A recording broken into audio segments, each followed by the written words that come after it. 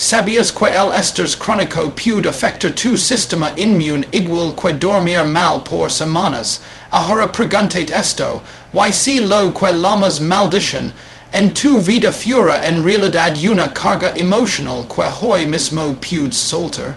Bienvenido a Harrigan Paz, un espacio de salud, y bienestar donde animos fi, ciencia y aquí en diaria para vivir con más calma, claridad y energía. Hoy hablaremos de algo profundo y urgente, oración urgente, rompe toda maldición en tu vida ahora mismo, en este domingo 21 de diciembre. No desde el miedo, desde el entendimiento, desde el poder que si está en tus manos, lo que hoy llamamos maldiciones, muchas veces son patrones mentales estos acumulados, traumas no resueltos y creencias heredadas. Y la buena noticia es esta, todo eso puede cambiar. When people talk about malditions in their lives, they often imagine something external, oscuro o fuera de su control. Pero cuando observamos con atención, lo que realmente está ocurriendo suele ser una acumulación silenciosa de estos, cansancio emocional, y hábitos mentales repetidos durante años. El primer paso para romper cualquier carga que perseguir es reconocer que está drenando tu energía hoy, no ayer ni mañana, sino ahora mismo. El cuerpo humano es profundamente honesto. Cuando algo no va bien, se manifiesta en forma de tensión, insomnio, irritabilidad o falta de motivación. Nada de eso aparece por casualidad, es una señal, y toda señal merece ser escuchada. Muchas personas viven disco. Todas de estas señales porque el ritmo de la vida moderna no deja espacio para la pausa. Si normaliza estar cansado todo el tiempo, si normaliza vivir con ansiedad, si normaliza sentir que todo cuesta el doble, y entonces, cuando las cosas no fluyen, si le pone un nombre grande como mala suerte o maldición, cuando en realidad el cuerpo lleva tiempo pidiendo atención. Reconocer lo que drena tu energía no es un acto de debilidad, es un acto de conciencia, es decirte a ti mismo que tu bienestar importa lo suficiente como para mirarlo de frente. Desde la ciencia sabemos que el estrés crónico altera la forma en que el cerebro procesa la información. Reduce la claridad mental, afecta la memoria y nos empuja a reaccionar en lugar de responder. Cuando una persona vive en ese estado, toma decisiones desde el miedo, repite patrones dañinos y refusa la sensación de estar atrapada. No es que algo externo esté en su contra, es que el sistema interno está sobrecargado, y ningún sistema puede funcionar bien bajo presión constante. Reconocer lo que te drena implica observar tus pensamientos recurren. Esas frases internas que se repiten casi sin dar cuenta, no soy suficiente, siempre me pasa lo mismo, nada cambia, cada pensamiento de este tipo activa en el cerebro las mismas rutas neuronales una y otra vez. Con el tiempo, esas rutas se fortalecen y se sienten como una realidad absoluta. Pero no lo son hábitos mentales, y todo hábito puede modificarse cuando se es consciente, también implica observar tus relaciones. Hay vínculos que nutren y otros que agotan, conversaciones que elevan y otras que dejan un peso en el pecho, el cuerpo reacciona antes que la mente. Si después de ver a alguien te sientes drenado, tenso o confundido, eso es información valiosa. No es juicio, es datos, y los datos bien utilizados permiten tomar mejores decisiones para la salud emocional y física. El simple acto de escribir o reconocer mentalmente que situación, pensamiento o relación te quita la paz empieza a cambiar la química cerebral. Al ponerlo en palabras, el cerebro deja de procesarlo solo desde la emoción y comienza a integrarlo desde la razón. Eso reduce la intensidad del estrés y abre espacio para nuevas respuestas. Aquies dond muchas personas sienten por primera vez que algo si rompe, no de forma dramática, sino silenciosa, si rompe la negación, si rompe la costumbre de aguantar, si rompe la idea de que no hay salida. Una vez que reconoces lo que drena tu energía, el siguiente paso natural es regular el sistema nervioso. Aquí entra la oración como una herramienta poderosa y profundamente respaldada por la ciencia. Orar no es repetir palabras sin sentido ni esperar un milagro externo que lo solucione todo. Orar es enfocar la mente, desacelerar la respiración y enviar al cuerpo una señal de seguridad. Y el cuerpo responde de inmediato. Estudios en neurociencia han demostrado que prácticas como la oración consciente activan el sistema nervioso parasimpático, el encargado de la relajación y la recuperación. Cuando este sistema se activa, baja el ritmo cardíaco, se reduce la presión arterial y disminuyen los niveles de cortisol. En términos simples, el cuerpo sale del modo supervivencia y entra en modo sanación. En ese estado, el cerebro tiene mayor capacidad para reorganizar pensamientos, soltar creencias rígidas y generar nuevas perspectivas. Muchas personas piensan que para orar necesitan estar en coma primero, pero ocurre lo contrario. La coma llega como resultado de la oración. Incluso cuando la mente está inquieta, el simple acto de sentarse, respirar profundo y dirigir una intención clara empieza a cambiar el estado interno. No se trata de hacerlo perfecto, se trata de hacerlo presente. Cada respiración lenta envía un mensaje al cerebro de que no hay peligro inmediato. Y cuando el cerebro recibe ese mensaje, deja de buscar amenazas donde no los hay. En el contexto de romper una maldición, la oración funciona como un reinicio interno. No borra el pasado, pero cambia la forma en que el pasado vive en ti. Al orar, muchas personas experimentan una sensación de alivio no porque los problemas desaparezcan, sino porque la carga emocional asociada a ellos se vuelve más ligera. Y cuando la carga se aligera, la mente puede ver opciones que antes estaban bloqueadas por el miedo. La oración también ayuda a interrumpir el ciclo de pensamientos repetitivos. Cuando la mente se queda atrapada en la misma preocupación una y otra vez, el cuerpo se mantiene en tensión constante. Orar introduce un nuevo foco. Una nueva narrativa, un recordatorio de que no estás solo en tu proceso interno. Desde la psicología sabemos que cambiar el foco atencional es una de las formas más efectivas de reducir la ansiedad. La oración es exactamente eso, pero con una dimensión emocional más profunda. Además, la oración regular crea un hábito de pausa.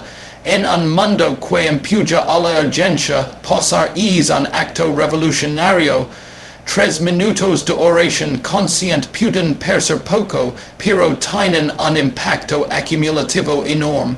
Esos minutos le enseñan al sistema nervioso que hay momentos seguros durante el día. Y cuando el cuerpo aprende que hay seguridad, deja de vivir en alerta constante. Ese estado de alerta permanente es lo que muchas personas confunden con una maldición. En realidad, es un sistema nervioso agotado. Cuando unes el reconocimiento de lo que drena tu energía con la práctica constante de la oración, ocurre algo importante, recuperas agencia.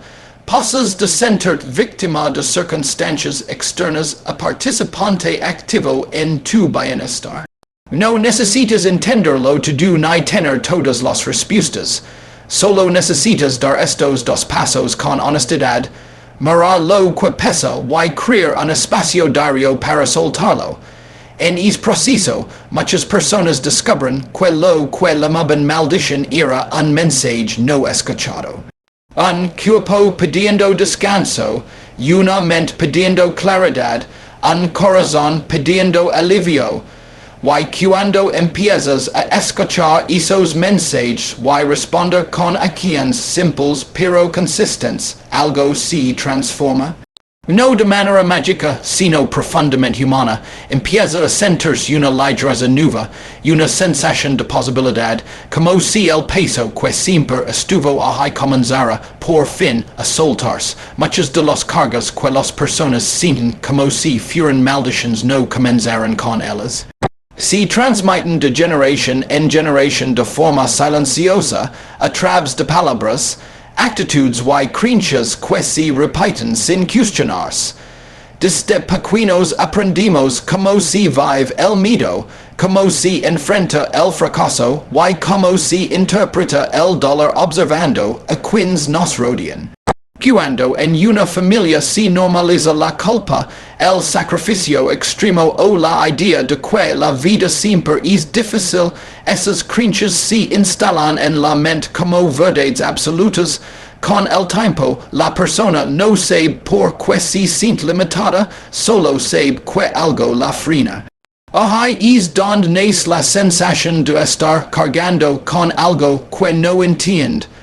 Romper con la culpa heredada no significa rechazar a la familia ni negar la historia personal. Significa reconocer que no todo lo que aprendiste te pertenece. Muchas personas viven con una culpa constante por no cumplir expectativas ajenas, por no repetir patrones familiares o por elegir un camino diferente. Esa culpa activa de manera constante el sistema de estados del cuerpo.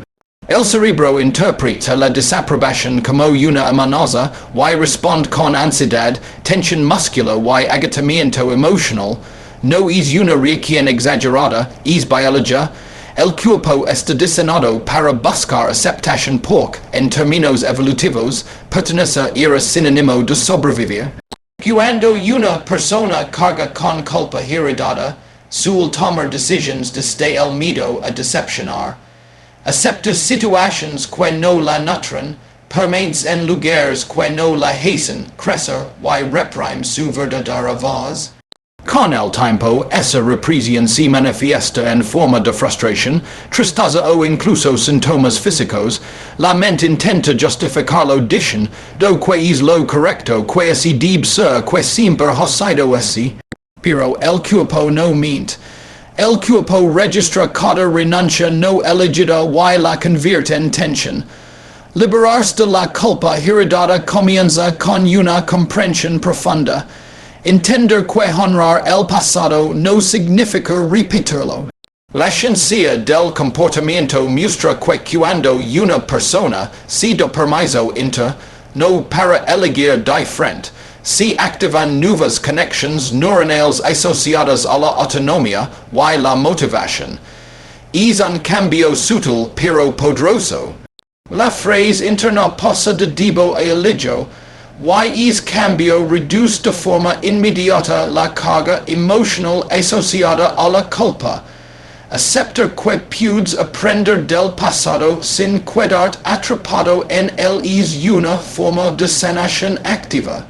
No se trata de borrar la historia, sino de reescribir la relación que tienes con ella. Cuando una persona deja de identificarse con la culpa, recupera energía mental. Esa energía puede usarse para creer, para cuidarse y para avanzar. Lo que antes se sentía como una maldición comienza a verse como un patrón aprendido que ahora puede transformarse.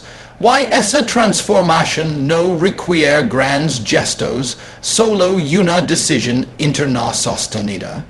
Junto a la culpa heredada, existe otro factor clave que mantiene vivas estas cargas internas, la narrativa interna.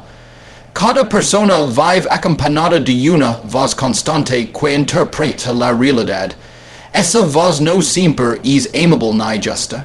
Muchas veces repite mensajes antiguos que fueron escuchados en momentos de vulnerabilidad, no serves, no pudes, siempre te pasa lo mismo. El cerebro, al escuchar estas frases una y otra vez, los convierte en filtros automáticos a través de los cuales se interpreta todo lo que ocurre.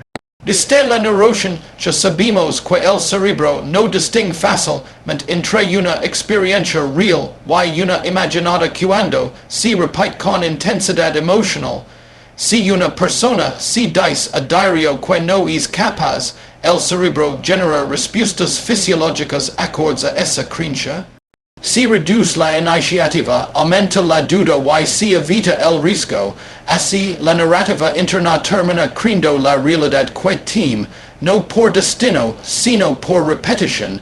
Cambiar la narrativa interna no significa ignorar los problemas ni forzar un optimismo vacío. Significa observar el lenguaje interno y ajustarlo para que sea más realista y compasivo. Cuando una persona pasa de decir siempre fracaso a estoy aprendiendo, el cerebro recibe una señal distinta. Esa señal activa áreas relacionadas con la curiosidad y la resolución de problemas en lugar de las áreas asociadas al miedo. El cambio puede ser pequeño, pero sus efectos son profundos y acumulativos. La narrativa interna también influye en cómo se vive el cuerpo. Pensamientos de derrota constante mantienen al sistema nervioso en alerta, mientras que pensamientos de proceso y crecimiento permiten que el cuerpo se relaje. Por eso, cambiar la forma en que te hablas es una forma directa de cuidar tu salud, no es solo mental, es físico, es emocional, es energético. Cuando alguien decide conscientemente elegir una frase de poder y repetirla durante el día, no está haciendo un acto simbólico vacío. Está entrenando al cerebro para crear nuevas asociaciones. Cada repetición refuerza una red neuronal distinta. Con el tiempo, esa red se vuelve más accesible que la antigua. Es así como se rompen patrones que parecían inamovibles. No de golpe, sino por práctica constante. Al unir la liberación de la culpa heredada con el cambio de la narrativa interna, se produce un efecto sinérgico. La persona deja de castigarse por no cumplir con historias pasadas y empieza a construirse desde el presente. La sensación de maldición pierde fuerza porque ya no se alimenta de culpa ni de pensamientos automáticos negativos. En su lugar, aparece una sensación de responsabilidad saludable, no culpable, sino consciente. Es el verdadero punto de inflexión. Cuando alguien entiende que no está condenado a repetir lo que recibió y que puede elegir cómo hablarse y cómo interpretarse, algo se desbloquea. La vida no se vuelve perfecta, pero se vuelve más libre. Los errores dejan de ser pruebas de incapacidad y se convierten en información. El pasado deja de ser una cadena y se transforma en una referencia. Y la mente, al sentirse más segura, permite que el cuerpo también descanse. Así, lo que antes parecía una maldición empieza a verse como una historia que estaba esperando ser contada de otra manera. Una historia donde la culpa se transforma en aprendizaje y la narrativa interna se convierte en aliada en lugar de enemiga.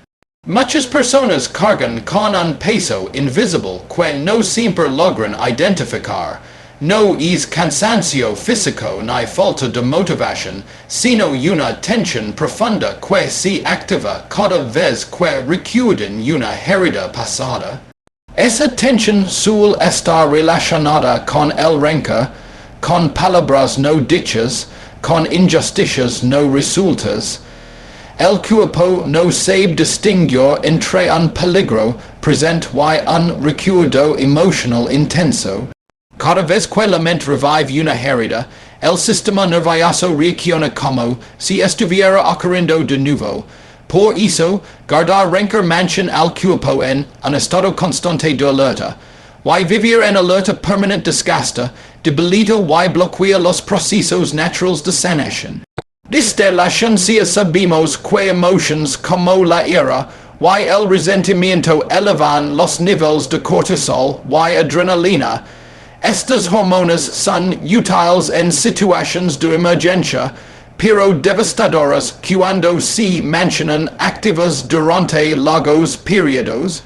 Afectan el sueño, la digestión, la presión arterial y el sistema inmune. Muchas personas interpretan este desgaste como una maldición en su vida, sin darse cuenta de que el origen está en una herida que nunca fue liberada. El perdón aparece aquí no como un acto moral impuesto, sino como una herramienta de salud profunda. Perdonar no significa justificar lo que ocurrió ni minimizar el dolor vivido. Significa dejar de cargarlo dentro del cuerpo. Cuando una persona decide perdonar, no cambia el pasado, pero sí cambia la forma en que el pasado vive en su sistema nervioso. La neurociencia muestra que cuando se toma una decisión consciente de soltar, se reduce la activación de la amígdala, el centro del miedo en el cerebro. Al mismo tiempo, se activan áreas relacionadas con la regulación emocional y la empatía. El cuerpo recibe una señal clara de que ya no necesita defenderse de algo que terminó. Muchas personas se resisten al perdón porque creen que perderán el control o que el dolor será invalidado. Sin embargo, ocurre lo contrario. Al perdonar, la persona recupera poder interno. Deja de estar atada emocionalmente con la herida, el recuerdo sigue existiendo, pero ya no domina las reacciones del presente. Esa liberación se siente primero como un alivio sutil, una respiración más profunda, una sensación de espacio interno. Con el tiempo, ese espacio se traduce en más energía, mayor claridad mental y una relación más amable con uno mismo. El acto de decir elijo soltar para sanar tiene un impacto real en el cuerpo. Las palabras que se dicen con intención activan circuitos neuronales asociados a la autorregulación. No es magia, es fisiología. El cerebro interpreta esa decisión como una señal de seguridad. Y cuando hay seguridad, el cuerpo entra en un estado propicio para la reparación. Muchas de las llamadas maldiciones pierden fuerza en este punto, porque ya no se alimentan del resentimiento que las mantenía vivas. Junto al perdón, existe otra herramienta fundamental para romper cargas emocionales profundas, los rituales de cierre. El cerebro humano necesita finales claros para poder avanzar. Cuando una etapa no se cierra conscientemente, queda abierta a nivel emocional. Esa apertura genera una sensación constante dependiente de algo incompleto. Domingo es un día especialmente poderoso para este tipo de cierre porque cultural y biológicamente está asociado al descanso y a la reflexión. El cuerpo lo reconoce como un momento de transición. Los rituales no tienen que ser completos ni religiosos en un sentido estricto. Su poder está en la intención y la repetición. Desde la psicología sabemos que los rituales ayudan al cerebro a procesar experiencias emocionales porque le dan estructura a lo que de otro modo sería caótico. Apagar el celular, sentarse en silencio y reflexionar sobre la semana crea una pausa clara entre lo que fue y lo que viene. Esa pausa le da al sistema nervioso que puede soltar lo acumulado. Cuando una persona no tiene rituales de cierre, tiende a arrastrar el estrés de un día al siguiente, de una semana a la otra. El cuerpo nunca termina de descansar porque nunca recibe la señal de que una etapa terminó. Esto se traduce en cansancio persistente, irritabilidad y sensación de estar siempre corriendo. Incorporar un ritual de cierre semanal ayuda a romper ese ciclo. No pork los problemas desaparezcan, sino pork el cuerpo aprend que hay momentos seguros para procesarlos y soltarlos. La oración o reflexión de cierre de semana actúa como un contenedor emocional. Es un espacio donde todo lo vivido puede ser observado sin juicio. Al revisar mentalmente lo ocurrido y dar un cierre consciente, el cerebro integra la experiencia en lugar de quedarse atrapado en ella. Es preciso reducir la rumiación mental, uno de los principales factores de ansiedad y estrés crónico. Menos rumiación significa más descanso real, incluso durante el sueño. Cuando el perdón y los rituales de cierre se practican de forma constante, ocurre algo profundo. La persona deja de vivir en reacción y empieza a vivir en elección. El pasado pierde su capacidad de secuestrar el presente. El cuerpo se siente más liviano no porque la vida sea perfecta, sino porque ya no carga con lo que no le corresponde. Lo que antes se sentía como una maldición empieza a desmoronarse, no con ruido, sino con coherencia interna. En ese estado, la salud mejora porque el cuerpo ya no está luchando contra recuerdos no resueltos. La mente se vuelve más clara porque no está ocupada defendiendo viejas heridas. Y el corazón se abre a nuevas experiencias porque ya no está cerrado por el miedo a repetir el dolor. Así, perdonar y cerrar ciclos se convierten en actos profundamente prácticos. No son conceptos abstractos, son decisiones diarias que devuelven equilibrio al sistema completo. Cuando una semana se cierra conscientemente y el rencor se suelta poco a poco, la vida empieza a sentirse más manageable. No porque todo es resuelto, sino porque ya no se vive cargando lo que pesa más de lo necesario. Y en ese espacio de alivio, la sanación encuentra por fin un lugar donde quedarse.